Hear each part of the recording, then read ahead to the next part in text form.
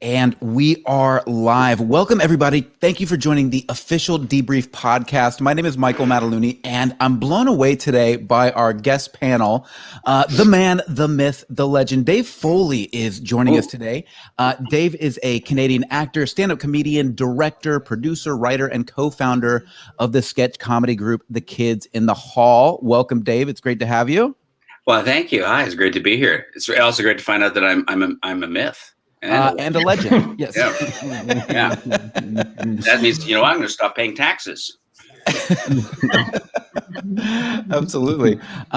So we've also got Tim McMillan with us today. Tim is an investigative journalist and co-founder of The Debrief and this YouTube channel. For those of you who don't know, The Debrief is a news site providing a public venue for credible reporting on science, tech, and defense news with an eye for cutting-edge science and technology.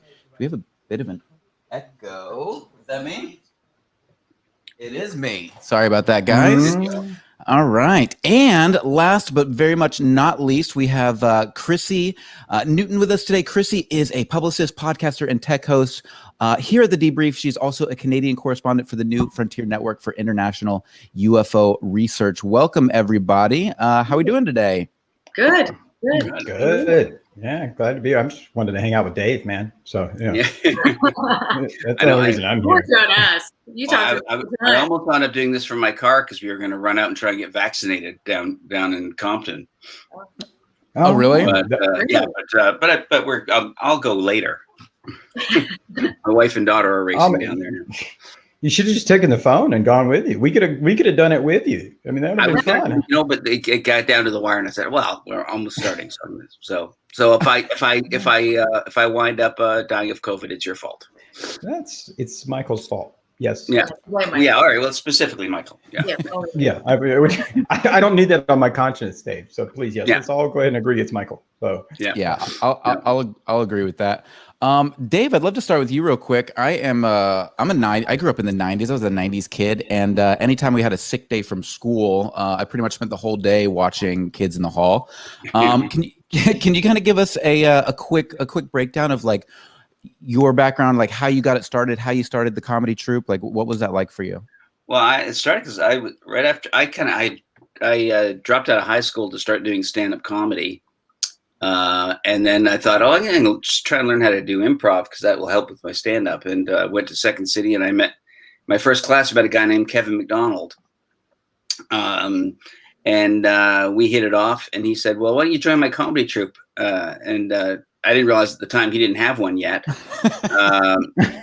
So we started one. And that became the first version of the Kids in the Hall, which was me and Kevin and Luch. And then we wound up hearing about some other guys in Calgary that were a lot like us for about a year. And when they moved to Toronto, we all merged into one big group that eventually became the five of us. And we were a club act for a long time. And eventually Lorne Michaels heard about this weird sketch comedy group in Canada and decided he wanted to give us a TV show. That's fantastic. Sorry, go ahead, Chrissy. No, I was just saying it's amazing. Like fellow Canadian over here. So I respect, follow, and love Dave Foley. Like you are a pioneer 100% for sketch comedy and SNL and all of it in Second City. So it's amazing.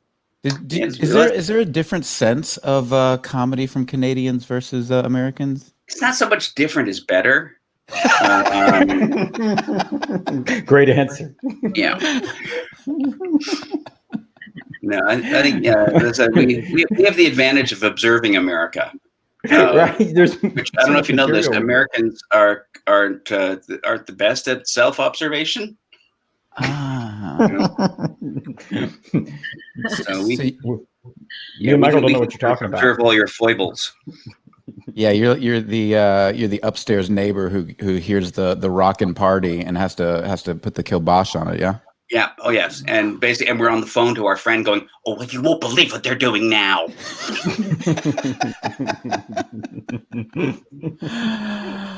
Oh, it's probably been pretty interesting for you observing us over the past several years. Even I'm sure it was a little different back in the 90s and early 2000s, but I imagine the last 10 years has been pretty interesting. Well, yeah.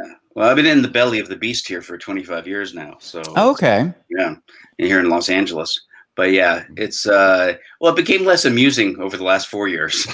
It became more of an source of extreme existential angst. I share that as well. Dave, you've been following Tim McMillan here for a minute, and I'd love to just ask Tim real quick. What was the inspiration behind the debrief? Like what got you motivated to really launch this thing and do it so well? Well, I had dropped out of high school. No, I'm just kidding. I don't want to. That would have been a great. It'd have been a great story. Yeah. But no, myself, my fellow co-founders, MJ and Micah. Myself and MJ had been covering the UFO topic for Vice and Popular Mechanics for about a year or so. All of us from a little bit different backgrounds, and mine being really attacking it from the Defense Department angle, because that's kind of where it came from. Former law enforcement, the defense tech side is something I've always been interested in. And so when, 2017, they started talking about UFOs, these videos come out. My part, I was stunned because, I felt like it didn't get the attention that I thought it deserved, and nobody was doing any investigative journalism in this. Because for me, there was really only two conclusions. Still, there's only two conclusions out of it, which is either, people who are in charge of weapons of mass destruction, make critical decisions, have all these things that are designed to kill people and do horrible things, are totally batshit crazy, or there's something weird going on. Either one isn't significant, and I guess they're not mutually exclusive. Something weird can be going on, and there's very likely some of them are batshit crazy. Not necessarily the UFO topic. I think, as we touched on the last couple of years, we can point to plenty of examples of craziness that goes on. But so we wanted to present it in a credible venue, but then we also recognized that there was this breakthrough tech science space. There's a lot going on. The world is constantly changing. And so we wanted to get ahead of that. And we didn't feel like there was a venue where you could present science, innovative science, and stuff that frankly sounds like magic. You get into like quantum mechanics and all this stuff. It totally doesn't make sense, but it's real. And there wasn't a venue for that was being presented to just the general public. So it was either in these really deep empirical journals, or there were super duper clickbaity, and so both sides of that. So we said, after having written for some other publications for a while, we said, screw this. Let's do our own thing. Let's blaze our own trails and kind of not just create a space for us. And I think that's what we're doing now, is create a space for a lot of people out there. People are starting to notice we're having a lot of contributing writers come in, because that's a big part of it for us, is bringing in people who have innovative ideas, where, that are in college, out of college, you have sci-fi writers, you name it. That have some really cool things that they want to discuss. And so it's provide that kind of venue for it and carve our own niche. And so that's kind of how it came. But UFOs have always been, I guess, the impetus. It's always lurking back there. Right. Is that how you, Dave, found the debrief?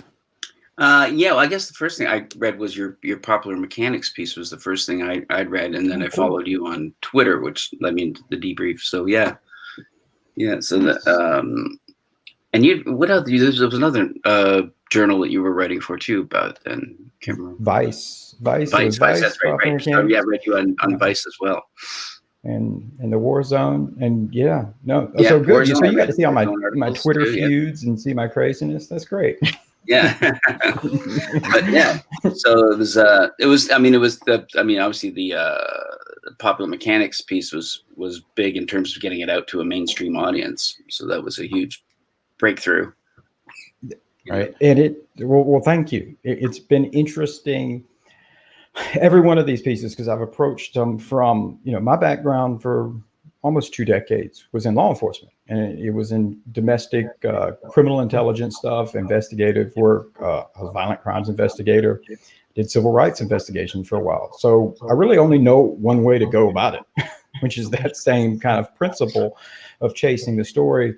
And I went into this, I'll be honest with you, figuring, okay, this is going to come out. It's some kind of classified technology. It's something. You know, it has continued to remain a mystery, and that in itself, I guess, at the end of the day, that's probably my the thing that motivates me the most. Is I am just driven to solve mysteries, and so this is one that you can't solve will drive me crazy. And this, I haven't found a mystery as intriguing as this subject. No, well, that's the thing, is it is, if it's real, which the evidence seems to be mounting on the side of it is real. It's the biggest story in the world.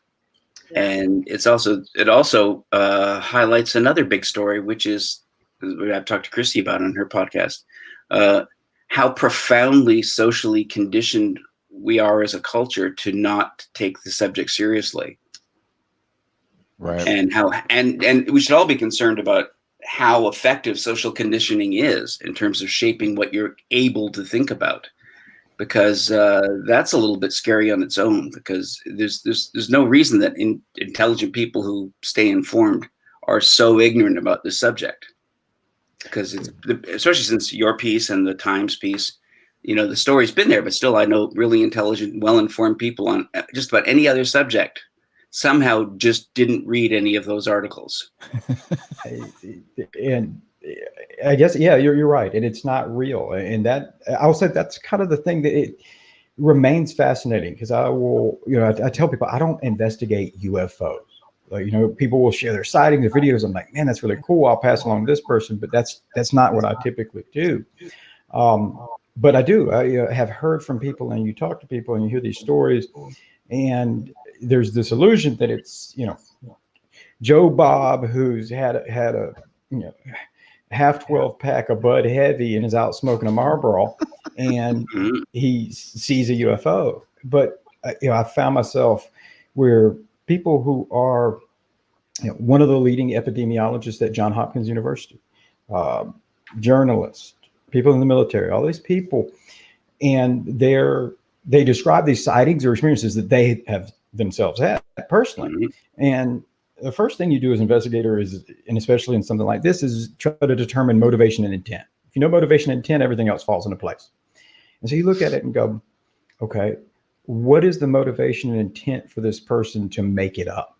Especially when they're saying, I don't want to say it publicly. I don't want to be viewed like this and this, but this is my story if it helps you in any way. And you can't find one. Like, there's no so there's certainly plenty of instances, and some of them very dramatic occurrences, where there's absolutely no doubt in my mind these people have seen what they say that they saw, or at least they believe it 100%. So again, you really correctly assessed it, and it's nice to hear that when people say, I don't know what the hell it is. I don't know what is aliens. It could be that. It could be there's some crazy delusional mental state that we don't recognize that any of us are susceptible to have these vivid hallucinations. Maybe. But if that's true, again, it's kind of important. I'm thinking that's something we should probably. Global mass hysteria that's been going on for at least 70 years. It's a pretty serious story. Especially when it's affecting airline pilots, fighter pilots, air traffic controllers, police officers, and at least 2 presidents of the United States on record. Right. Yes. Yeah. And even then, if it's just one, it just has to be one incident that makes it real. And, we've had so many sightings, so many stories, but even just one, that's what that is. It doesn't need to be millions or hundreds. And obviously it is, but just the one. Yeah.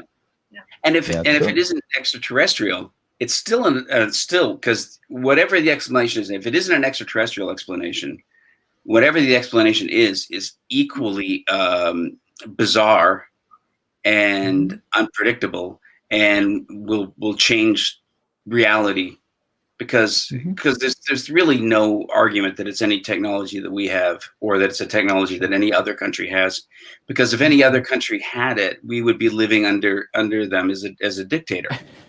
Right. And if we had it, the entire world would be under our thumb. So you know, especially the United States, we know that we're the only country on Earth that has used every weapon it's ever invented. It's absolutely, So, absolutely, unfortunately true, and that's a you know, for me, especially coming from the defense side. And so with the debrief, I don't just report on UFOs by a long shot. I do a lot of stuff, but mainly focus on defense. And so when you do that, you get a handle of where the defense industry is in terms of technology and everything. And I tell people, sure, we do have some fancy stuff like the B-2 stealth bomber. They're making the B-21, the RQ drones. You know, these are fancy, but you have to understand, they work under the exact same principles of lift, flight, and drag that the Wright brothers used. Like there's not a change. They may be fancier. They have sophisticated avionics. They have sophisticated systems integrated in with them. But in terms of how the propulsion, how they're getting off the ground and flying, it's not changed. And in some of these instances where you have these accounts from people, I think it's easy to say, well, it could be China, it could be Russia, it could be the United States. And I look at it and talk to people at Battelle, or you talk to people at Lockheed Martin, you realize we don't even have the material science to build a craft that could withstand hypersonic speeds at a consistent basis. We don't have it. I mean, because there's a lot that goes into that. We don't have anything that can handle instantaneous acceleration, acute angle turns. We, as human beings, don't have the flash flicker rate, is what it's called, of how we process things to be able to move that fast and turn.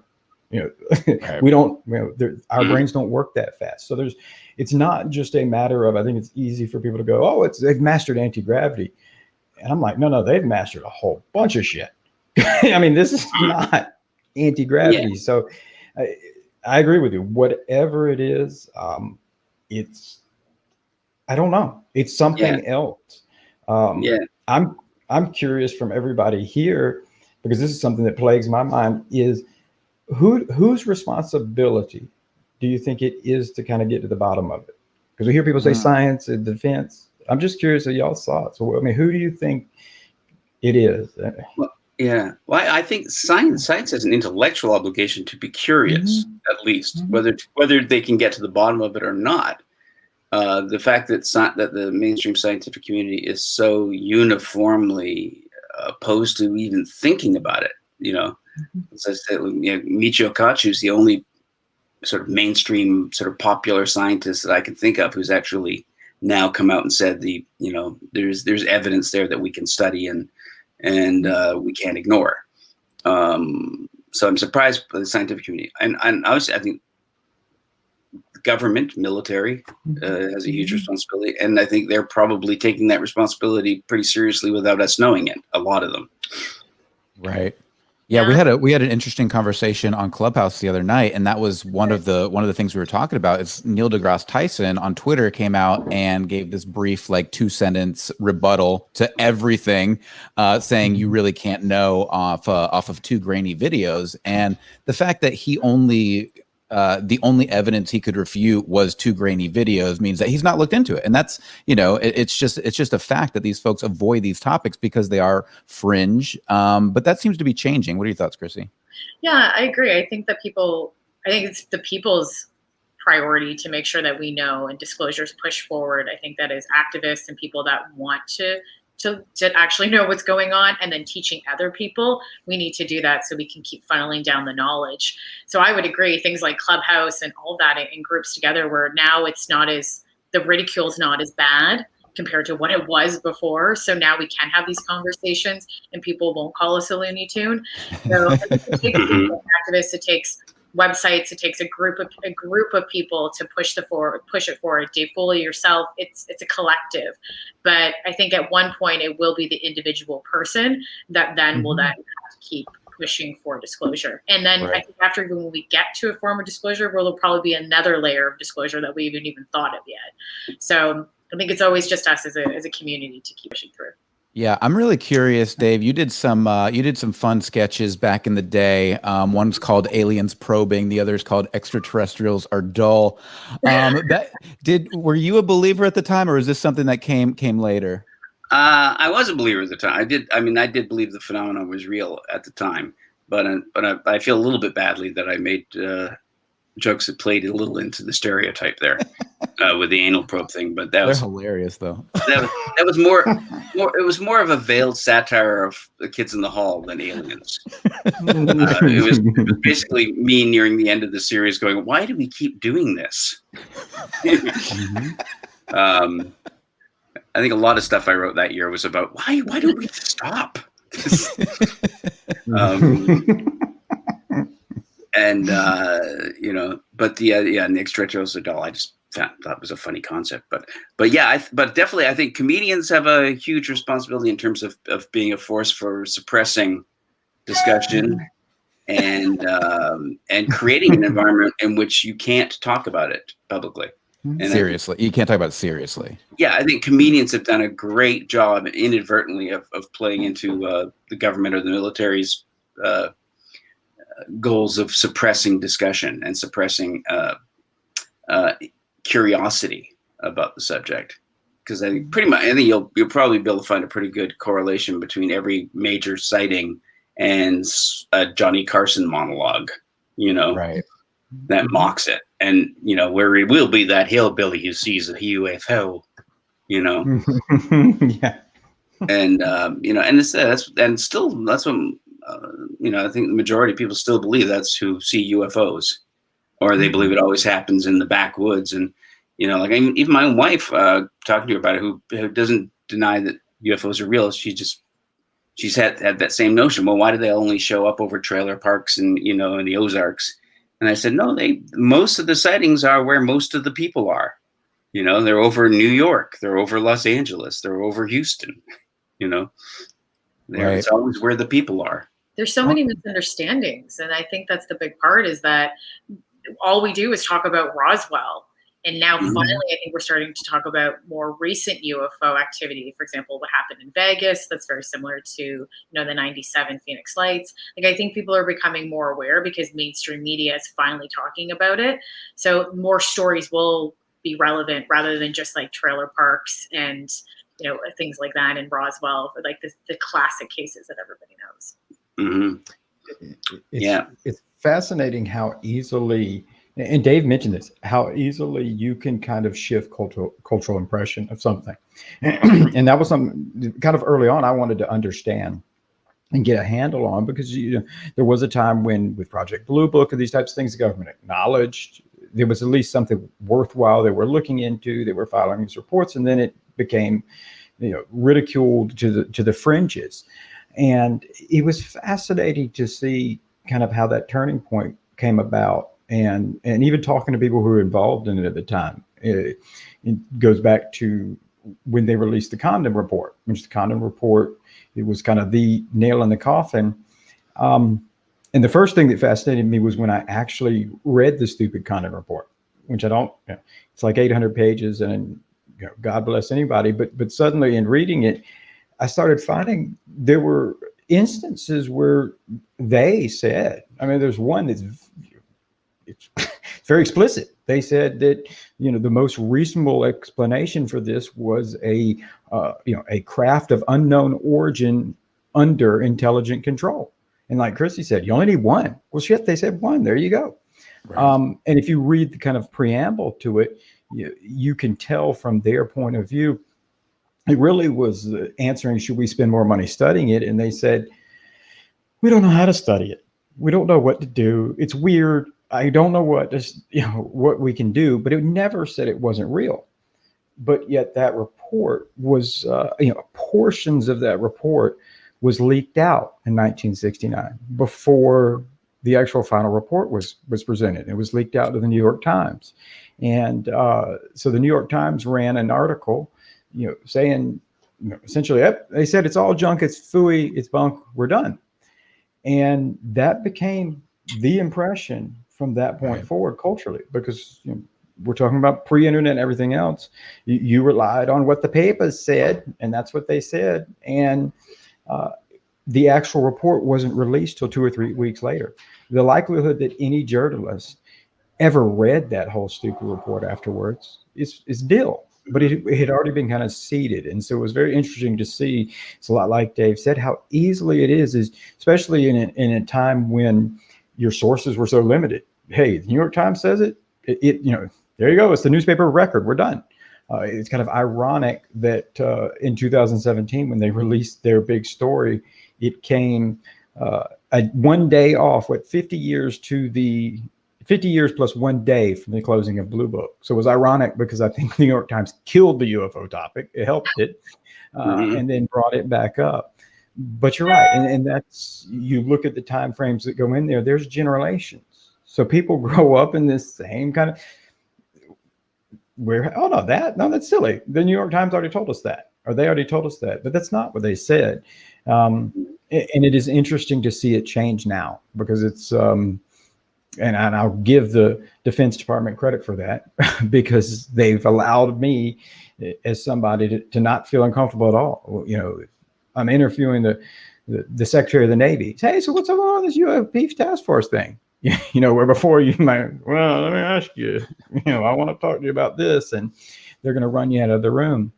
And so it is interesting trying to change that cultural mindset, but see it here where it's more serious. And the reason I ask that question is who should study it? That's been my biggest thing in the past year, is because I interviewing all these people and I talked to some really great scientists, astrophysicists, astronomers, and I'm like, so what do you think about it? And they kind of have that scientific mindset of being dismissive, but then some have been very candid and be like, look, I'm an astronomer. Don't ask me. I'm a whatever. They're like, this is either A, I'm not an atmospheric scientist, or B, if you're talking about something that people are describing as artificial craft, my friend, that is not science. Science deals with the natural world. So until you can conclusively present something that says it's not of natural or artificial earthly origin, it's not really in our domain. And that kind of took me back because I realized that is at least how scientists are ingrained to believe it. And then you've got the Defense Department and the officials that I've talked to where, they are like, yeah, no, we've picked up all this crazy stuff. But it's not attacking us. It's not killing us. We're the defense. Meanwhile, North Korea said they want to bomb us. So there's this weird gap, and I haven't found it yet. And that's why I try any chance I get to ask people, who do you think should study it? Because I think at the end of the day, Chrissy's answer may be exactly what it is. It's like, no, it's got to be a collective of people who have different backgrounds, whether it's comedians, scientists, intelligence people, whoever, that comes together and applies their own trade crafts and are willing to examine it. Because I don't know, waiting for one particular mainstream discipline to take it upon themselves, I don't know that that's going to happen. But it is nice to see that more people are willing to, with diverse backgrounds now, look into it. I think it's going to happen more too. I think that people are going to start coming together once they start understanding about UFOs. I don't know about you guys, but I get people that DM me or tweet me and say, I read something and I know that you like UFOs. I just got into it. Can I talk about it more with you? I don't really know a lot. I'm just starting to get involved in the community. So we're seeing that, and it makes me excited because as an activist, I'm like, yeah, like, come on in, bringing them in. So like that makes me happy to see. And so more and more, we're going to get that. And then at some point, everyone's going to be asking the question, and then everyone's going to be demanding, and then things will start shifting, I think, because this is the biggest topic in the world. How do you not talk about UFOs? I think we will. And I don't know when that will be, but I have a feeling it will probably be sooner than it would be later. Yeah. I hope so, because right now, we're all very excited because we have a craft that's rolling around in a crater, digging in the dirt, looking for signs of life on Mars. Right. And in the meantime, our planet is probably being swarmed by fairly clear signs of life from off the planet, and we're not paying attention to it.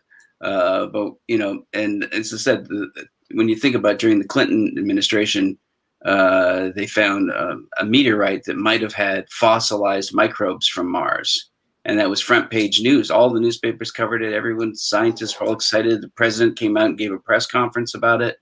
And that seems like a pretty pale and uninteresting story compared to, well, these machines are shutting down nuclear power, nuclear weapon sites.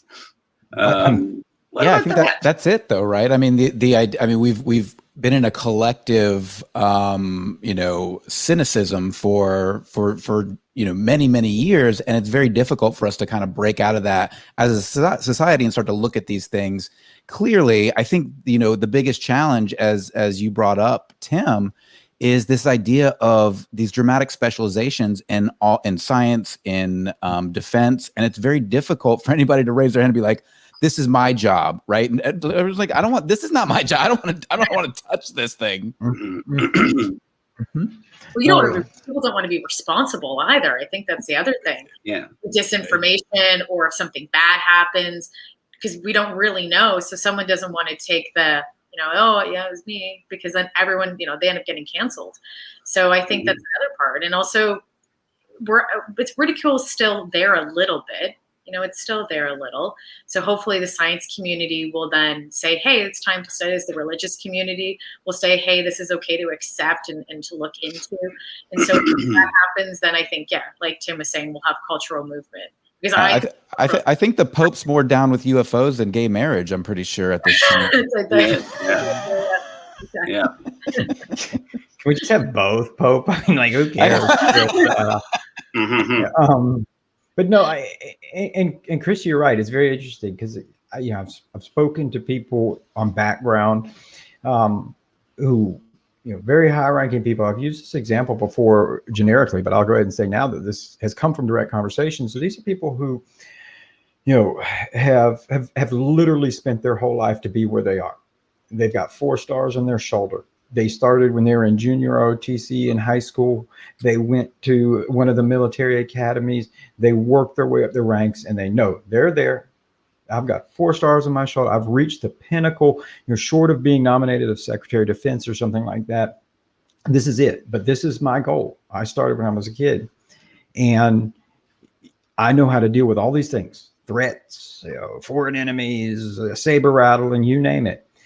And somebody brings me something like this and says, "Sir, we've got ships over here in the SoCal training range that are having this stuff going on. And here, it's being picked up on multiple sensors simultaneously. It's real. We're really confident it's not China or Russia. We don't really have, what do you think?" And, they're in that position where they go, "I've spent my whole life to get here. This is what I know how to do. I don't know what the hell that is. It looks important. And I really want to make sure you give that to the next guy who walks in the seat, because I've probably only got 3-4 years before I'm out. But I don't know how to deal with that. And I don't know what to do with it. So let's just pretend we didn't have this conversation. And I can't wait to hear how the next guy handles it." And I think, that goes on over and over. It's a weird place because you look at it from their point of view, and in a way you're kind of sympathetic because you realize, here's somebody that's maybe in a nominated positions or in the Joint Chiefs, and they're thinking, "Oh my gosh, am I going to walk in here and tell the President of the United States, sir, okay, a lot of this stuff was BS, and the American public's been lied to, or we've diminished it or played it, but man, this is weird, and we need to know what to deal with it." Inside the government, aggressive passivity is the law of the land. And I mean, like the idea in any other world, it is, they'll teach you in the business world, a bad decision is better than no decision. But in government, it's no decision means no mistake. So no decision, next. And there's so many hands. I've tried to explain to people when they're like, why can't there be disclosure? Why can't they even just put out a consistent statement? And it's enlightening for some because they're getting an opportunity to examine the United States bureaucratic process in all of its glory.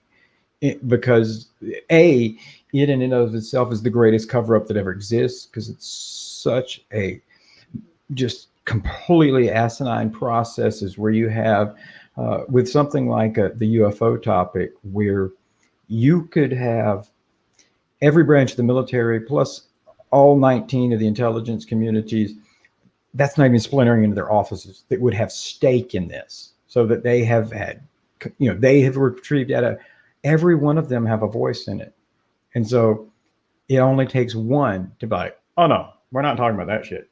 Put that, nix that. And that's how things get done. It's a weird, very, one of the things I try to do is explain about how obstructive that process is. And when you talk to people, not just on this topic, but in general, when you look at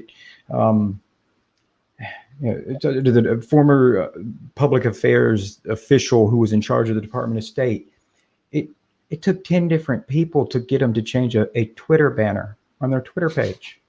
That's a true story. And it was vetoed twice because one person, one group didn't like it. And then finally, once everybody decided yes, they have a process called reclama, which means it's like after the game's over and a decision's made, you can go, I don't like the result anymore, let's change it. And literally that's what happened. So there's these great stories that you heard where I'm listening going, you couldn't even change a Twitter banner. And so how do you get that in line with something like this? And I don't know. It's weird, it's hard, but it illuminates all these types of things. But at the same time, you would hope that all of those people could come together and go, let's be honest, this is kind of important. So maybe we can't get a Twitter banner handled. Maybe this is a little more important than a Twitter banner. Maybe we should try to come together with a workable strategy, because right now it ain't working. Because evidently, whatever the prevailing policy is, whatever it is, doesn't seem to give a shit what the government has to say. Condon said, oh, yeah, nothing to see here, and nobody told the UFOs. They're like, oh yeah, okay, cool. And they keep appearing. So I don't think the idea of sticking your head in the sand or just continuing those kind of obstructive processes or not being proactive about it, that ain't changing the other side. I mean, it's certainly they're not going away, sir. What do? We've waited for decades. Yeah, and then you get more and more incredibly credible people. You've got David Fravor, who just his story is just absolutely compelling, and I just find it fascinating that these folks continue to share this information. But again, as you guys said, I mean, the compartmentalization, the bureaucracy, it's so difficult to create any movement on any of these things that you just don't see it. Yeah, it's bizarre. Dave, what do you thought? Or sorry, Chrissy, go ahead. No, let Dave. Go to Dave. Cut to Dave. Oh, you were talking. Okay, not back up. Whatever. Bring in a surprise guest. What I was going to say, producing over here, it shouldn't be. What I was going to say is that some people have said to me, like, oh, why is the government just making this story, so that there's another story and that this is just a cover up and that UFOs aren't real and they're just giving us some kind of red herring. And I just, no, I'm like, can you imagine if that was true? How many people would be upset? And so I say to them, that's the last story I would ever believe and will believe, because I don't think that this is another cover up. I think that this is also people's lack of knowledge of understanding the years of disclosure that people have been going through. So, and fighting for. But I think that is another tale that people want to tell, is that, oh, this is just another Roswell cover up. They're doing something else. And then, a new thing will happen. And I highly doubt that. I think we're coming to a breaking point right now. Yeah. I mean, I can see where the military and the government might piggyback on the UFO phenomenon as a way to bury the occasional thing. Yeah. But it really doesn't make sense. It seems a little excessive to create a worldwide global phenomenon, just to hide a new jet plane, Especially to release some videos like they did. And I point this out to people, is that indeed deception practices do go on in hiding programs. It is categorically illegal in the United States to intentionally deceive or engage in propaganda against the American people. It is. So don't get me wrong. There is public affairs, and just like a public affairs of a company or PR people, that you want to slant it so we look good, but you can't flat out lie, and you can't mislead and use people, and at least legally. And once you start going down that route, it's even more difficult to be like, hey, we're going to get in all these people. In fact, let's grab some senators. You in on committing a crime? Let's do it. Get all of these people in on it to collude on it. And then the grand idea is, here's what we're going to do, guys. We're going to release a couple of videos that people aren't talking about a classified whatever no one is talking about. We're going to point at it and get everyone talking about it a lot, because that'll cover it up. Like that's Right. Yeah. like, sure. Your high altitude plane gets seen and somebody takes an Instagram picture and thinks it's UFO. You're not going to correct them, but you're not going to put it out. Yeah. It's not. And you aren't going to secretly test your equipment over the fleet, who are preparing to go into battle. You got the aircraft carrier and fighter pilots all training to go there, and they went into battle. They went off into the arena of battle, and were followed by the UFOs. No, when in the Fast Movers article, when I interviewed the Air Force general who was in charge of advanced training and this kind of stuff, and have interviewed people who, like Gene Petit or T.D. Barnes, who worked on Area 51, super classified stuff. It was always funny because they think like bureaucrats. It's like we're talking about in government. It's everything I just said, that it takes 40 people to get a tweet put out in government. The idea of being able to get training authorized in which you utilize your own people is bait. That was the first thing. Every one of them was like, A, no one would approve it. B, no one would ever try it because of it would essentially have to go all the way up to the president to do all this. And then God forbid, one of these pilots or one of these aviators, were involved in an accident or killed. Like that's political suicide. And these were things that, when I interviewed Commander Fravor's wingman, wing woman, who she's still in the Navy, so she can't go on record. But one of the things that was most dramatic for me, and really put it home for what these people were feeling, is when she told me, because they weren't loaded hot, they didn't have any weapons. And when they saw this thing, and she said that she was having to contemplate that if this thing started heading towards the carrier, that she would have to use her airplane like a missile and take it. Wow. And you look at it and go, wow. So that's what's going on through their head. And she made very salient points to me that if she did not believe it under any way, shape, and form, it could have been blue on blue, the U.S. doing it to their own people. And if they did, how betrayed she would feel for the country that she's gone to war with, deployed with, trained with. And that inside, when you're asking people to go to fight in wars and potentially, sacrifice their lives, you don't want them feeling like they're disposable and that, you would be willing to put them in those positions. And so you're absolutely right, Dave. There's so many sides of it that don't make sense. I've told people I don't know anything other than I'm fairly highly confident it is not classified U.S. technology. It is not Chinese. It is not. Russia's broke. We can just listening to me, comrades. But in defense reporting, they say a lot of stuff like, we've got the killer new plane, but it's probably not getting off the ground, and it just doesn't make strategic sense. And even if you are another foreign power and you have this technology that is so vastly superior to anything we know about, nobody goes, I tell you what, guys, now what we're going to do is we're going to fly it right over to the American coastline. We're going to risk losing it. That's a smart move. No, not. Yeah. Don't tell an aircraft carrier that it's coming. Right. Yeah. Let's. So they, yeah. So yeah, what you really great chance of it being shot down. Right. We're going to tell this entire fleet filled with weapons of war. Let's go send it there. It'll be safe there. No, it won't. Like, that's the last place you want to do it. And especially, I could go on for hours about that there's so many other ways, whether it's satellites and things. We have capabilities to spy on each other, and we do.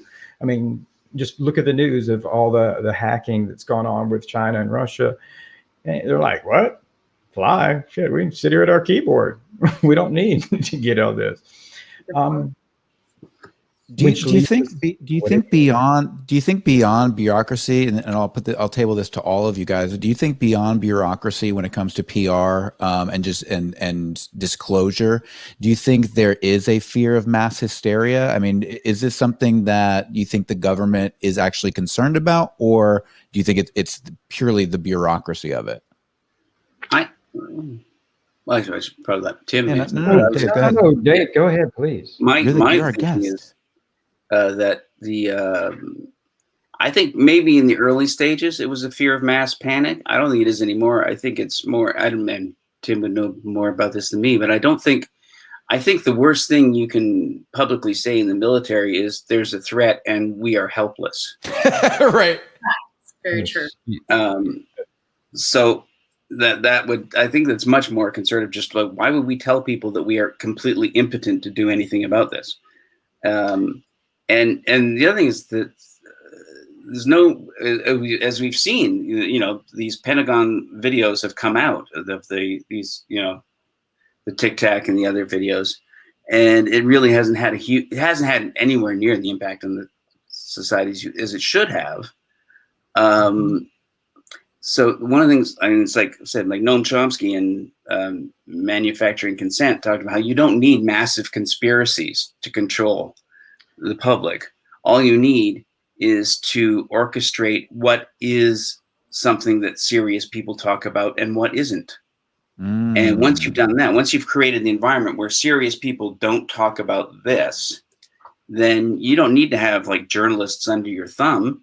They just won't talk about it because that's not what serious journalists talk about. So you basically create, through things like ridicule, you create an environment where it just isn't spoken of. And that works in geopolitics. It works in economics. And it's basically how our society keeps chugging along, is because there are things that serious people don't talk about. Yeah, it's a great response. I also think that at some point too, that I like to know how long the government has known this, then are they talking with people in mass pop culture? Because you can kind of see that we have this ideology of what aliens and UFOs and all this stuff looks like. It doesn't mean that it's true, but I wonder if they've known and there's some kind of connection to that at some point that is giving us an ideal that's slowly leaking, that we don't have to be worried, and that we should just be aware and start thinking about it. But the only challenge that we have with that is that we've manufactured something that we don't really know anything about and what it would look like or what it would be. So that when we do find out, I think that it's going to be something that we've never even pictured before or even understood compared to what mass media and pop culture has shown us.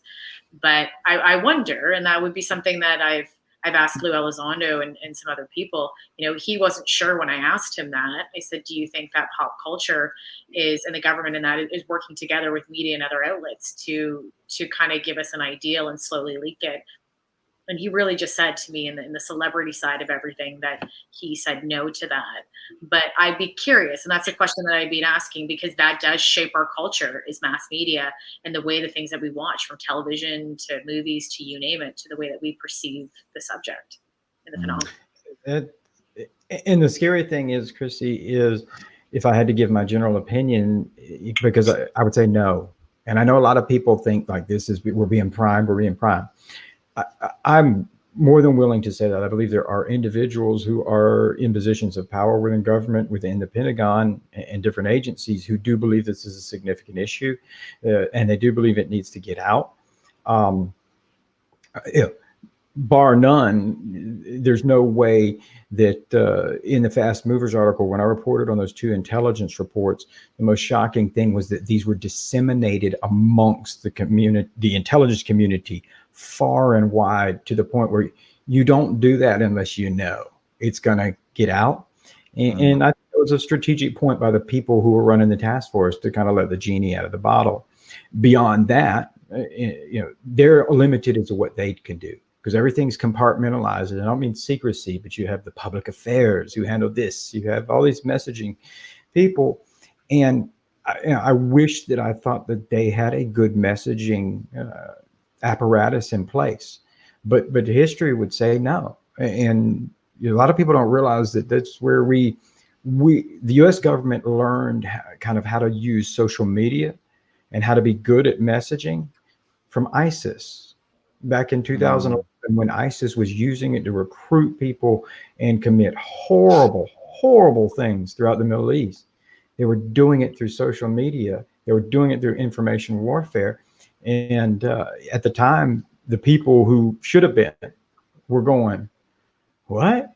A Twitter? What's that? And these people were recruiting people on YouTube and everything. They're like, we need to get a tweet. All right, sir, I'll line up the 40 people to clear that. And so, unfortunately, the government has been behind on that kind of how do you do it. They don't have their PR people or public affairs people aren't necessarily good in that. Government moves slow, so they haven't kept up that pace, and that presents a problem. But I have told people who do work in some of these programs, like, you're going to have to figure it out, because this isn't hyperbole on my part. At no point in time I've ever seen some of the stuff that I have seen, even just recently within the last month, where not just a few, but 24 active duty service members, and both naval sailors, Air Force aviators, where I'll just say, hey, so what do you think of this UAP thing, man? You guys, everything is weird. And for the first time, people are like, oh yeah, the aliens, bro? Oh yeah, we see them all the time. They're like, yeah, no, I mean, we were out in this range and we clocked something at 2,200 knots. I showed so-and-so this, hang on, let me talk. Like, it was so prevalent that people were talking about it within the military, and then talking about it, in systems that they could talk about it, what it's picking up, and God knows what it, they're capable of getting a lot more. And so this isn't just, maybe Commander Fravor or the couple of pilots. When you've got entire ships, and these ships have 2,000 people on it, and I was just blown away. Like, it wasn't, oh no, those guys are crazy or whatever. It was literally, oh yeah, the aliens, bro, see them all the time, man. They're like, yeah, my buddy saw this. And this isn't 2015, this is 2016. This is 2021 February. We're in the SoCal range, we're seeing it. I'm going, like, you can't, you can control that to an extent while the people are in service, because they're not supposed to, all those conversations, if the DOD is listening, I made all that up. It was just killing, because you're not allowed to talk out of church if you're in the military. But those people get out. And not only that, it's just like anything else. It's, these are large institutions. You can't hold that in. And so, I would love to see more people in the public take that kind of moniker and first say, hey guys, what the hell is that? And are our people in danger? And moreover than that, I'm going to go on a limb here and say that whatever these are, if it's not you, they don't seem to really respect or know the whole military flight range. Like, oh, this is a military range. Don't go in the civilian flight ranges. And I've raised that concern with legislators and say, everybody's talking about the military. Are they just flying in military lanes? Because me, my wife, my kids, you guys, our family, we fly in these skies. Are we safe? Tell me why I know we're safe. And I think that's one of the things that can kind of push that, because you have to be able to, unless you're like, no, we've We've made the treaty with them at the underground base in Dulce, and they have agreed only to stay in the military ranges. But if that's not true, then I think you should reassure. And I think that people should want to be reassured, just because nothing's happening, they're knocking him out of the sky. But you just had that, the American Airlines flight where you've got 3,700, 37,000 feet in the air. They're at max ceiling for that plane. You're not really used to seeing much fly over you unless it is military or like they thought it was a missile. Okay. I spoke to the FBI and they gave me we're aware of it. We can't confirm or deny any investigations.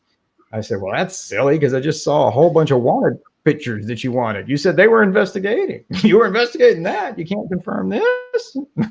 I said, you can confirm or deny what you want. But if this was a military test, like I'm gonna see some people losing some jobs here. If you flew a missile over a commercial plane, this is bad business. Mm-hmm. So those are I think taking those kind of instances and putting those in the public and saying, well, fine, you don't believe it's aliens, cool. A missile flew over a commercial plane you could have been on, your family could have been on. Can somebody get to the bottom of that, please? Mm-hmm. Well, I know friends of mine, which is always the way every crazy story starts. But I remember back in the late 90s, around the time of the Phoenix Lights, we were all talking about this on the show I was working on. And I had one friend whose father was a commercial pilot. And, she said that her dad just said, oh yeah, most pilots have seen something. Mm-hmm. But you just don't talk about it. And I had another friend whose father was an air traffic controller and said the same thing. He said, yeah, air traffic controllers. Yeah. Usually if you work long enough, you see something. And that he had the experience of the government coming in and taking all the evidence and debriefing everybody and informing them that the incident hadn't occurred. And so not only are we not investigating what's going on with commercial aviation, they've been suppressing it. Right. So putting us at greater risk.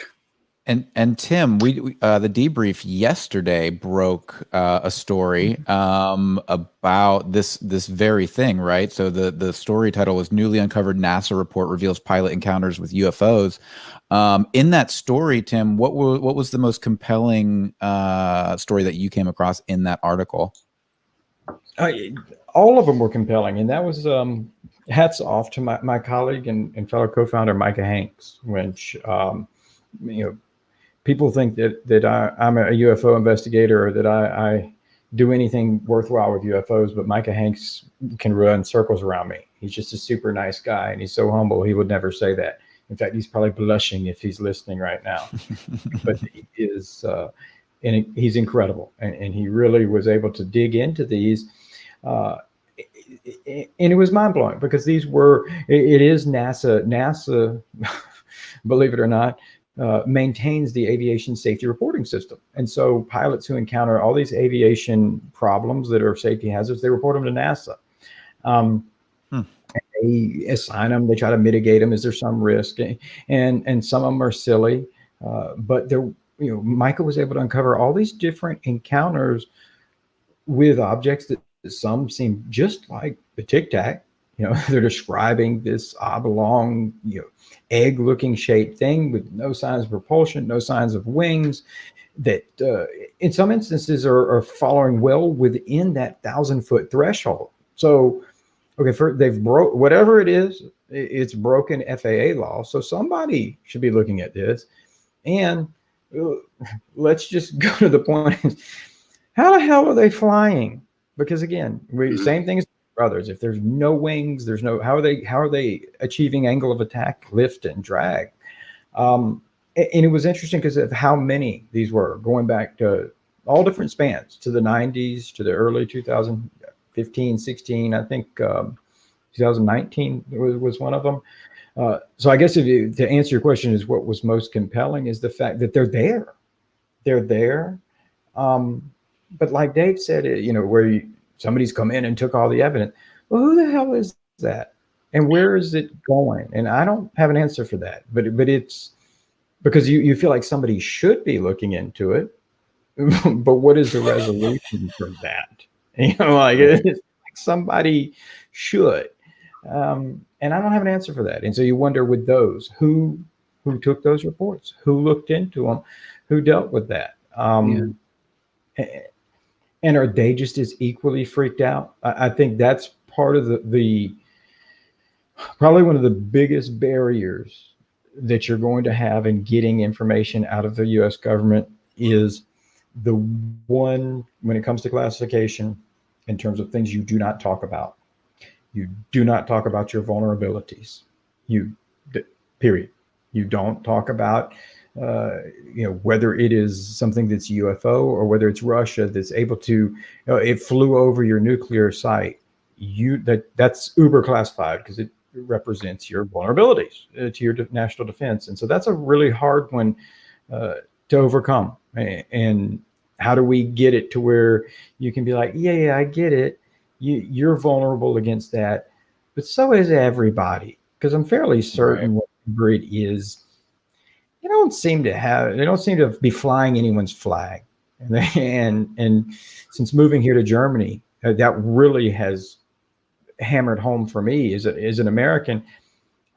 I just thought everyone was American, even though my fellow Canadians here, you guys are in North America, so we're just like the lyrical poet Rammstein said, we're all in America. And so it was interesting to me to come out and go elsewhere and realize, holy cow, this is not an American thing. This is stuff that's going on all over, and that's something that we on the Debrief will be working a lot more on, because you've had fantastic stuff that comes from different nations who don't speak English, and you're like, whoa, but you deal with them and they're consistent to what you're seeing in the United States, in Canada, and everywhere else. And so we can't get foreign governments to agree on trade treaties and everything else. We can't even get them to agree on climate change and stuff. So the idea that we're like, we'll all get together and play a prank on the world. This will be fun. It's hard to stomach, but I think that opening it up and realizing to where there's more people, where you would have people who may be categorically near peer adversaries like China, Russia, that are able to say, yeah, no, we're having the same problem too, and you are too. So this isn't a vulnerability just to you. We're all vulnerable to it. Doesn't mean it's a threat, but I guess I come from that kind of school of thought that there's a threat potential there, that if something can do that, it's a threat potential. And if we go on the side that these are alien, we only need but one, like Christy said, that can run circles around everything we do. If one can do it, well, shit, the Klingons that maybe come 10 years from now and drop by, maybe they're not as friendly. And so it's a salient point that needs to be examined. Whether people want to come together and do it or not is another story.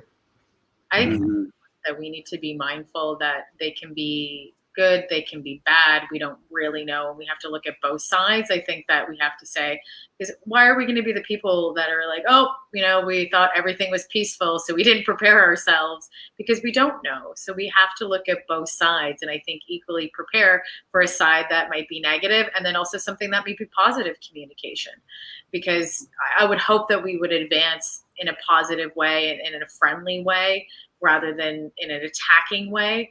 But I think we need to be ready for both. And we talked about this on Clubhouse with Dave yesterday too. Like, we need to have a conversation around exopolitics and everything else.